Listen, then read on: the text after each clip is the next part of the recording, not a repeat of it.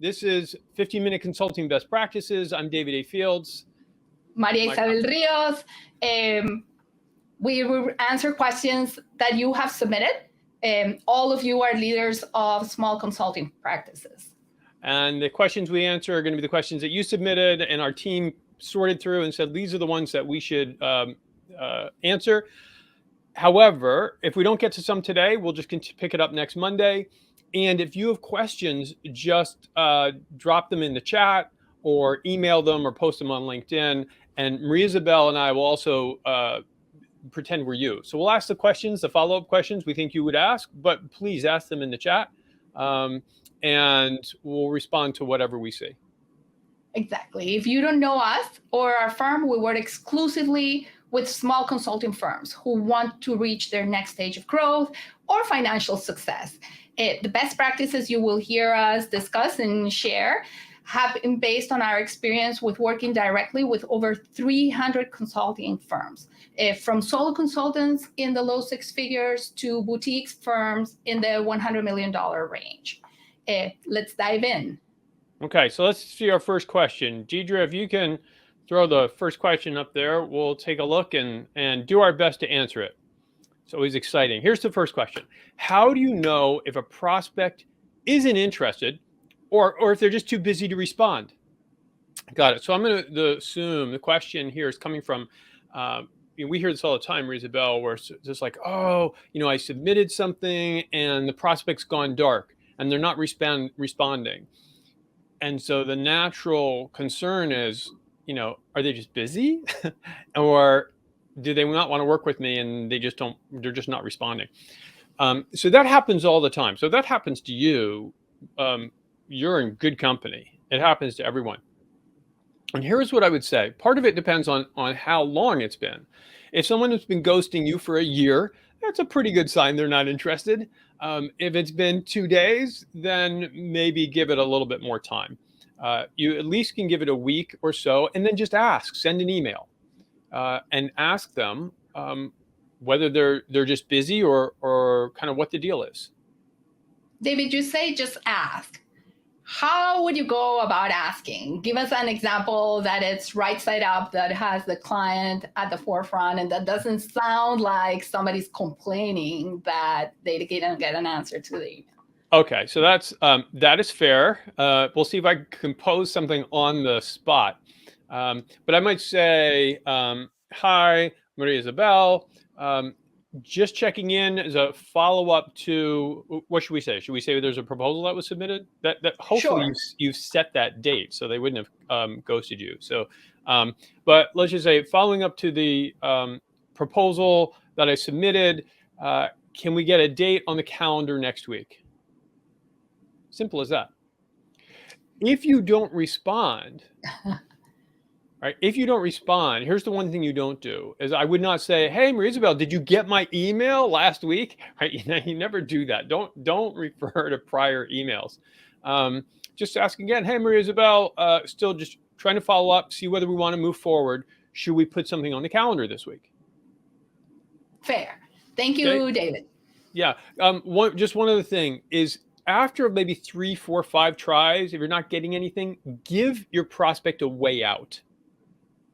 It's okay to say, Maria Isabel, just trying to make sure we can get something on the calendar. Or if you are not interested in moving forward, that's okay. Just shoot me a note and let me know. Okay, something like that. Okay, so that you want to make it easy for people to say no. They say no, it's, whether they tell you or not, if it's a no, it's a no. So what you really want is for them to tell you as quickly as possible. So give them a way out. Right. So being in limbo, it's kind of the worst place to be. Exactly. Need an answer, whether it's yes or no. Maybe it's are difficult for everyone, including the prospects. Exactly right. All right. All right. Next question.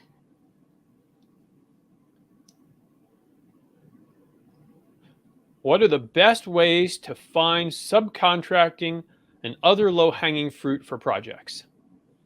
Okay, well, Maria Isabel, what do you think? What are the best ways to find subcontracting and other low-hanging fruit projects? 2 routes that we see folks navigate successfully. The first route is through agencies. right? The Catalan, Umbrex, Veritox, BTGs of the world. So developing a connection, developing a profile, there's work that's coming in through the agencies, and that is one route. Another route is through partnering. So either boutique firms that are doing work where they require an expert. If folks are senior and can come in as a senior expert, there's work there as subcontractors, or firms who are in parallel track, where you may work together sometimes and they could bring projects where you're the subcontractor.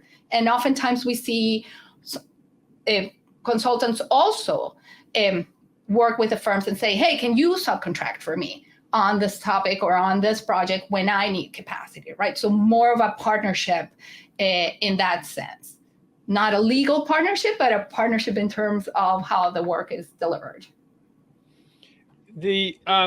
So Maria Isabel, should you just really, I mean, because we get asked this all the time, should you really just go to other consulting firms and say, hey, do you have work? I think it's a fair question, right? So you would approach it the same way we recommend you approach all of your network. And consulting firms that can bring you work, in a sense, are influencers, right? They can put you in front of potential clients through their work, develop a relationship, know what they're about, have them know what you are about. And by the way, this works exactly the same way with agencies. Develop a relationship. Make sure that you're known to them, that the issues and problems and clients they have are somewhat known to you, so that you can be forefront in their minds when an opportunity comes. Does that answer your question, David? Yeah, it does. But here's another concern that tends to come up with subcontracting. So let's say we're going for subcontracting work, or let's say we're going on one of these staffing platforms, Catalan or BTG or Umbrex or Veritox or one of those. Don't I have to be worried that that's going to, crowd out my ability to take the direct clients? Because I'd rather have direct clients. Sorry, go on. Agreed. You'd rather have direct clients, right?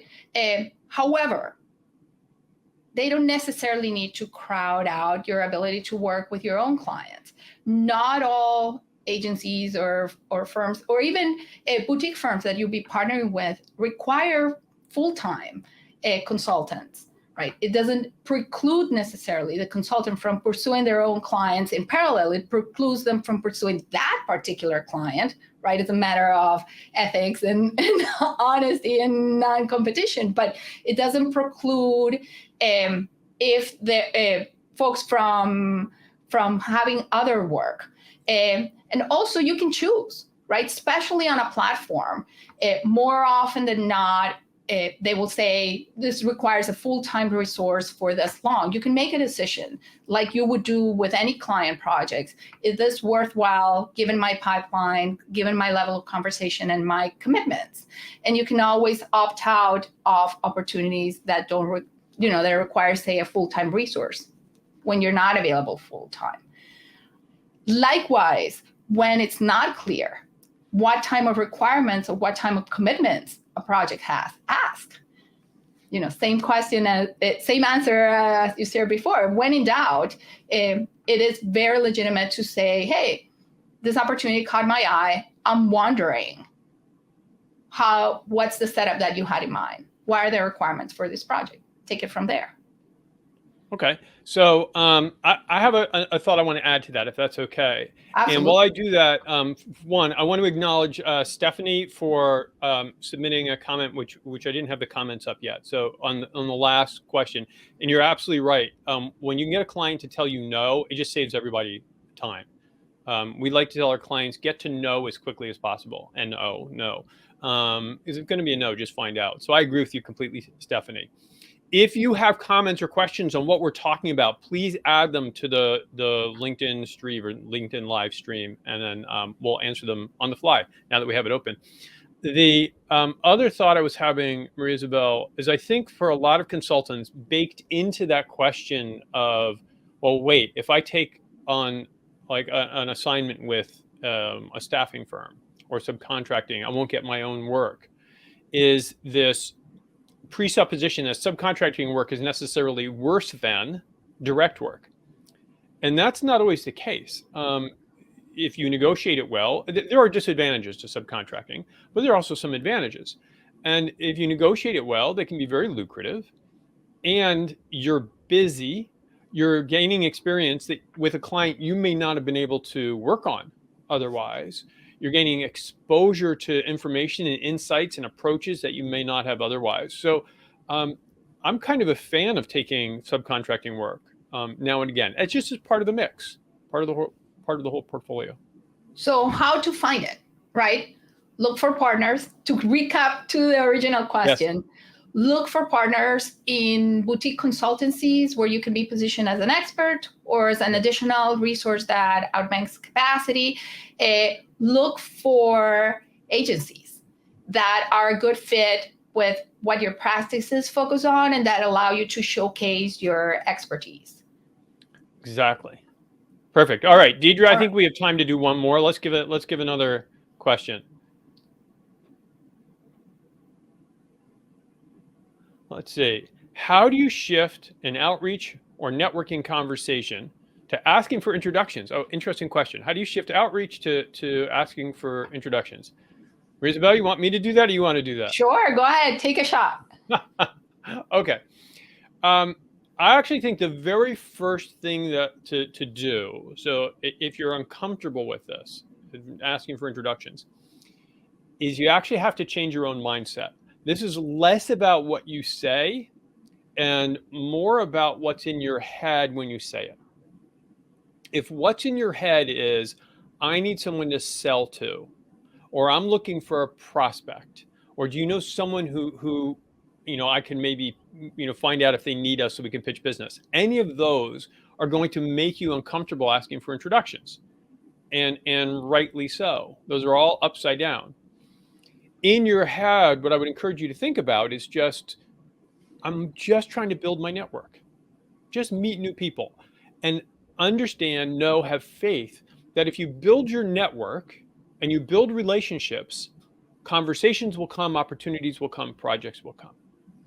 So that's actually the most important thing, I think. And then again, once you have that in your head, then it's like, Maria Isabel, before we go, one really quick question for you. I know that you were at the Miami Boat Show. Actually, I wish you were at the Miami Boat Show. When you were there, did you meet anyone who you thought just was really interesting, who you found fascinating from a business standpoint? And now, David, most of our clients are concerned. The answer would be like, well, David, do you mean somebody in business? Are you looking for somebody who works in consulting? What do you mean by somebody who's interesting? Either one is fine. You tell me who's popped onto your radar that you find really interesting. And then I'm going to ask for an introduction to that person. Beautiful. Okay. This is probably amazing, but somehow we've hit the 14-minute mark already. So if you have follow-up questions, please submit them. And before you go, we have 3 requests for you. So request number 1 is, if you are not connected to us on LinkedIn, please connect. I'm at LinkedIn, and my thing is David A. Fields, and Maria Isabel is LinkedIn, and it's M.I. Rios. That's first request. Maria Isabel? Second request, if you haven't yet subscribed and are reading David's articles, you're in for a treat. So please go to davidafields.com/subscribe, hit the subscribe button. It is as easy to unsubscribe as it is to subscribe. So you're not making a lifelong commitment there. We know you will enjoy them. Third request, submit your questions to the next LinkedIn live session by writing to info@davidafields.com. Thank you. Excellent. So thank you all for being here. I hope you have a fabulous week. Remember, consulting is about them, about your clients and prospects, not about you. So give them value and give them kindness, and we will see you next week. Take care.